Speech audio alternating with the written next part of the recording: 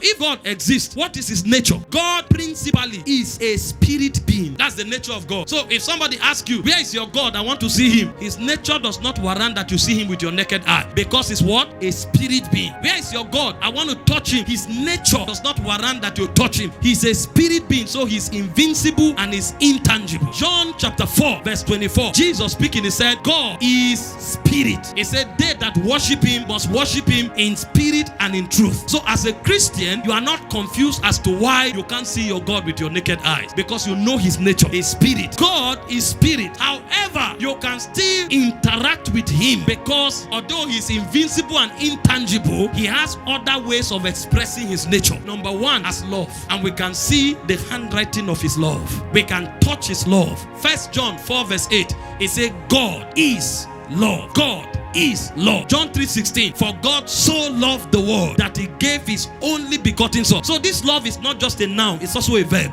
It is a dimension that can be actively manifested. God is also light. His light reveals his intelligence and his wisdom. And for every one of us who know God, we have seen God's light manifest in our lives. Because there are many times where you get into situations that your intelligence cannot sponsor deliverance. But you will notice that just from nowhere, the wisdom of your God goes to work. And you do something that you didn't study. You do something that you were not taught. You do something that your certificate does not cover for. And you do something that, humanly speaking, you will not have been able to know and do. But you will know on your inside that this inspiration comes from the Lord. John chapter 1 verse 4, the Bible said, in him was life, and that life was the light that lighted every man. And then finally, we know God through his nature as fire. As light, in 1 John chapter 1 verse 5, the Bible said God is light. In him is no darkness, no variableness of turning. But as fire, the Bible speaking in Hebrews chapter 12 verse 29, it says our God is a consuming fire. So